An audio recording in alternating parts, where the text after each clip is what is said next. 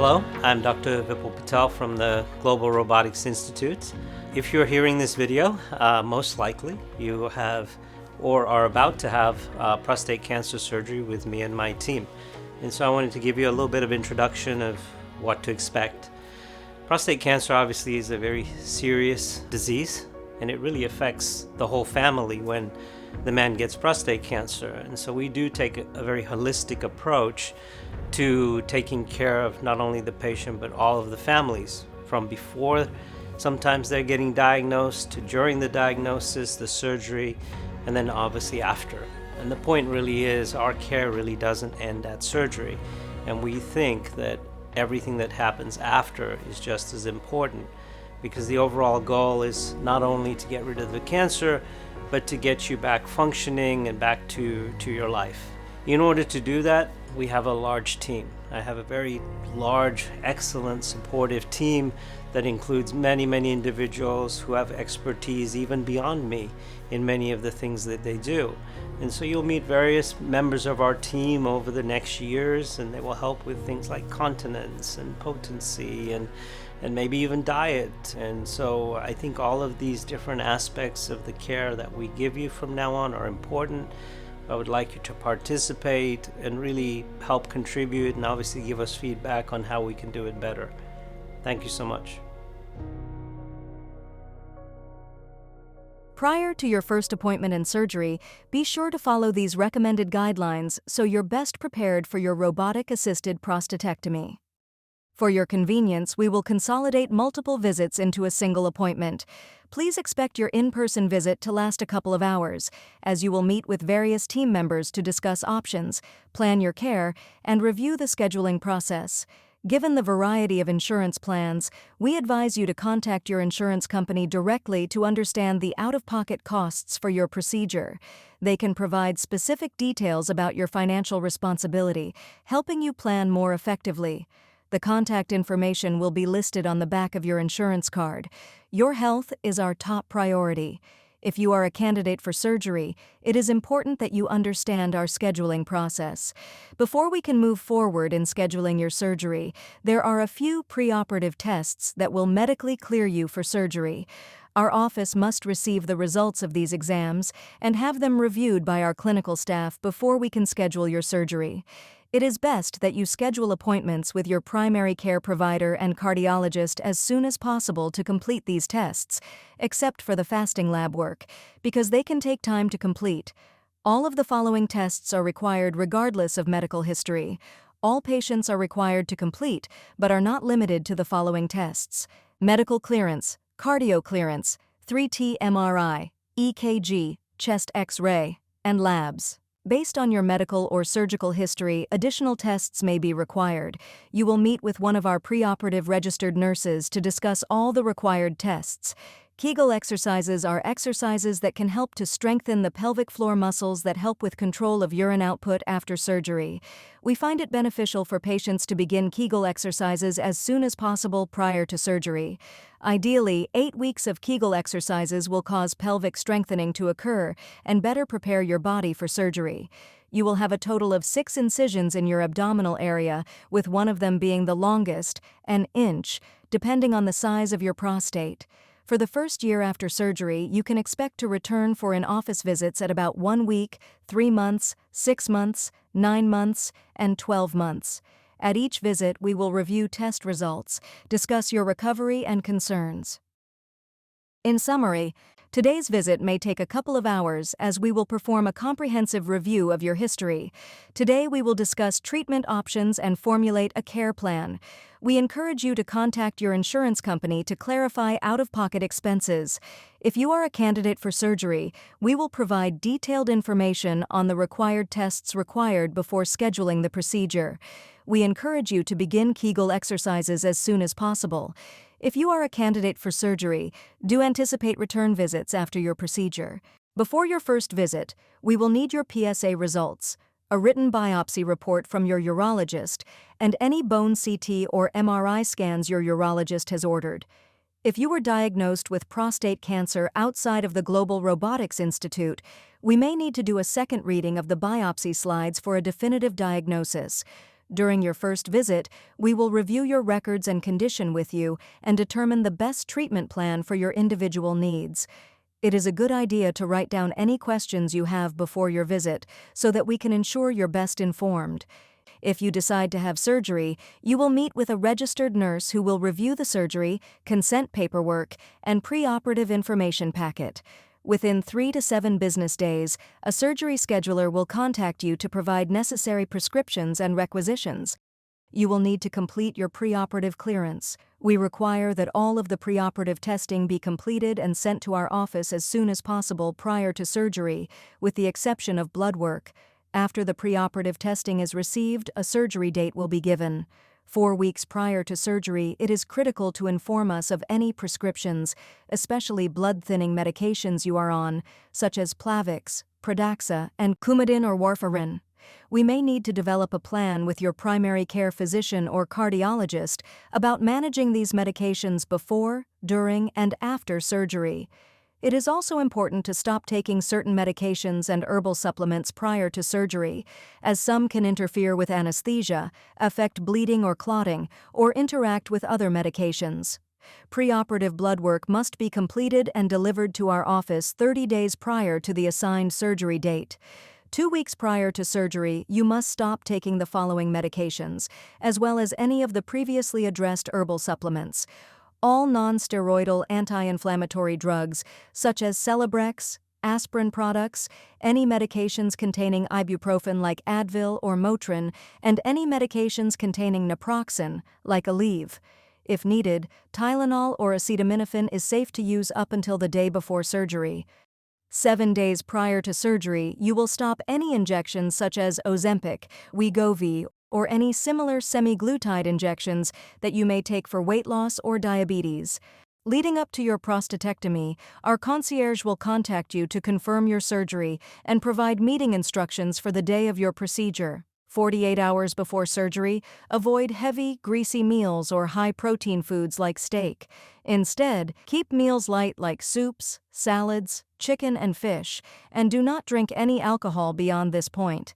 24 hours before surgery, follow a clear liquid diet which includes anything you can see through. These include water, plain, carbonated, or flavored, fruit juices without pulp, such as lemonade, apple, or white grape juice, fruit-flavored beverages such as fruit punch, carbonated drinks including dark sodas such as cola and root beer, gelatin without fruit, tea or coffee, without milk, cream, or non-dairy creamer, sports drinks, clear fat-free broth such as bouillon or consommé, honey or sugar, hard candy such as lemon drops or peppermint rounds, and popsicles or Italian ice, without milk, bits of fruit, seeds, or nuts. Be sure to stop taking any oral medications for type 2 diabetes, including metformin and glipizide. There is a particular preoperative antiseptic cleanser, 4% chlorhexidine gluconate, that is required for shower usage prior to surgery. We typically recommend using this cleanser, which can be found over the counter at most drugstores, at least twice before your operation. You will receive more detailed instructions regarding this in the paperwork given to you by your surgery scheduler. On the day of surgery, do not take any diuretics, such as hydrochlorothiazide, prescribed separately from your hypertension medications. Also, type 1 diabetics, insulin-dependent patients should not take insulin the day of surgery. Instead, these medications should be taken the day or evening before surgery. Patients with an indwelling insulin pump must notify the anesthesiologist prior to surgery. Do not eat anything on the morning of surgery, including chewing gum, tobacco products, and mints. You may have water or Gatorade up to 2 hours before your arrival. All prescription medications for the treatment of hypertension, except for diuretics, should be taken on the morning of surgery with small sips of water only, no other food or drink. The only antihypertensive medication you should take the morning of surgery would be beta blockers such as atenolol, metoprolol, or propranolol, for example. You may also take any prescribed calcium channel blockers such as amlodipine, Norvasc, or verapamil, for example. And be sure to tell us if you are taking any blood-thinning medication, such as Plavix, Pradaxa, Coumadin, or warfarin. On the day of your surgery, we recommend you bring a pair of slip-on shoes, robes, elastic shorts, or pants, along with a complete list of home medications and dosages to review with your nurse prior to surgery. If you do not have these items, there is no need to purchase them. Your procedure will be taking place at Advent Health Celebration, and you may either valet your car or park in the lots in front of the building. You will need to report to the hospital main entrance. Our concierge will meet you in the front lobby of the hospital to escort you to the surgery area and walk you through the process. After the surgery is completed, Dr. Patel will call your family and give them an update on your status. So I just found out that I have prostate cancer. I'm a little shocked, but not really because my dad had it. I don't know what to feel. They said it was low to mid-grade, but that they were urging me to remove it because I'm still young and healthy and probably have 30 more years to live. Still a little sobering though. I'm Eric Sandoval, and I was one of those new cases in 2024, and it rocked my world. We think prostate cancer was an old guy's disease, right? Not anymore, though. I'm going to show you how this disease is hitting younger and younger men like me. What doctors say is the one solution to preventing people from dying from this, and the one thing that's standing in their way.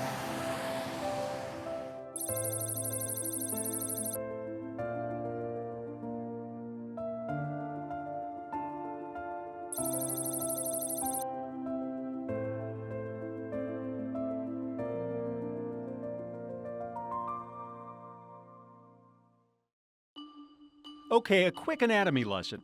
The prostate is part of a man's reproductive system. It's a gland that sits right below a man's bladder. Doctors measure its health by testing its PSA levels, or prostate-specific antigen. Mine was 10.5, so something wasn't right. I'm Onio Cotier. I'm a urologist here in Indiana. That's right, Dr. Akoti is a urologist, and he found out he had prostate cancer because of his PSA levels. They were also high. He also didn't have any symptoms. Did you ever think that you would be a prostate cancer patient, being on your side of the medical aisle? Oh, yeah, good question. I definitely had a family history of prostate cancer, so it was something that was kind of on my radar. Definitely not maybe at this age, but kind of imagined it. How old are you? 46. That's young. Oh, yeah, for sure. We both went to the same surgeon here at Advent Health Celebration. Dr. Vipul Patel is known all over the world as a pioneer in the way that he treats people with prostate cancer. So here's the prostate right here. I first met Dr. Patel 10 years ago when I did a story on his cutting-edge robotic surgery. Does it make you nervous at all not being in the same room as the patient? I never thought I'd be on the other side. I just finished my last day of work before my surgery. Everybody was hugging me and wishing me good luck, and it was nice. It sort of had a finality to it I didn't expect, and I'm getting a little emotional about it. But it's all good things, right? Right.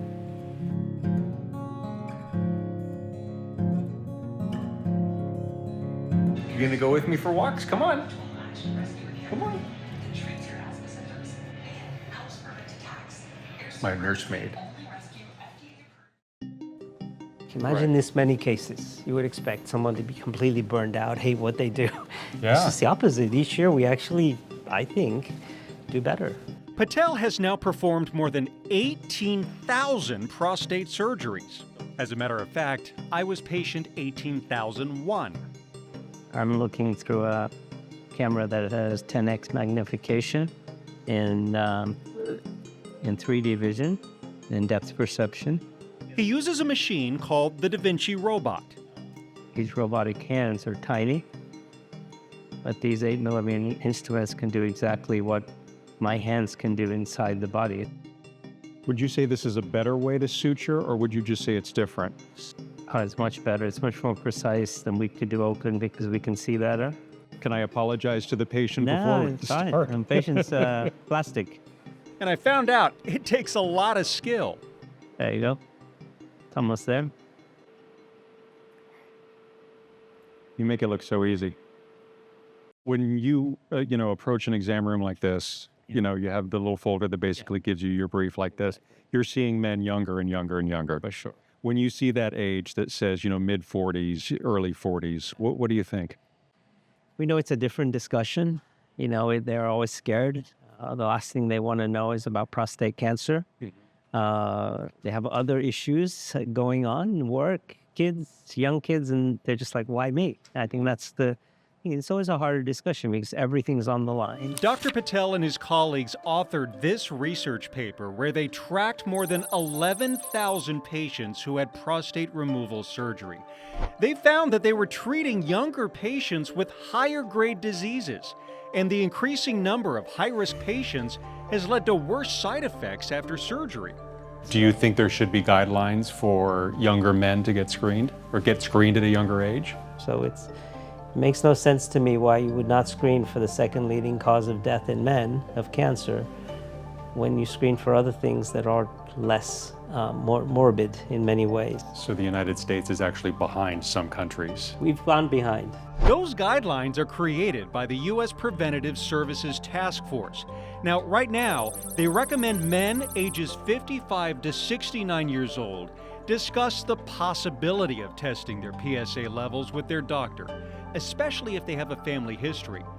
No testing is recommended for men over 70 or under the age of 55. Guys less than 55 are a huge part of our practice in prostate cancer, getting high-risk prostate cancers, and they're not even mentioned in the guidelines.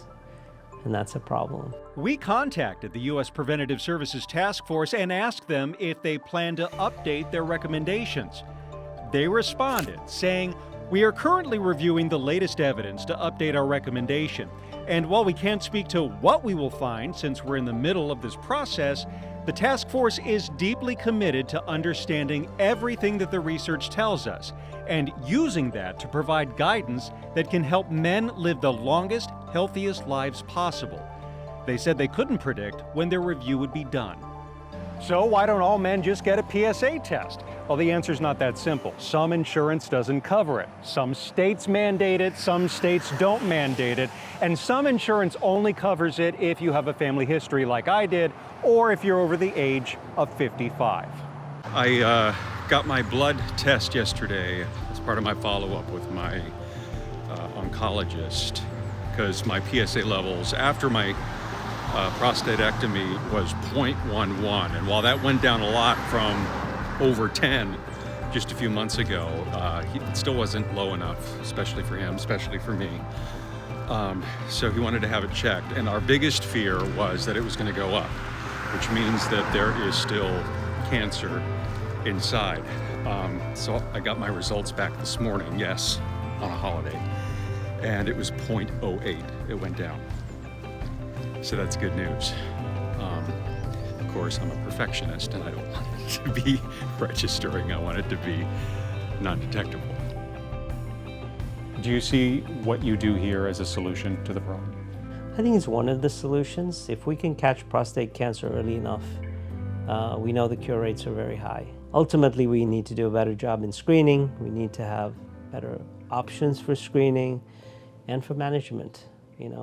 I still think we have a long way to go. I want to thank you for helping me. You're welcome. That's our job, and we enjoy it.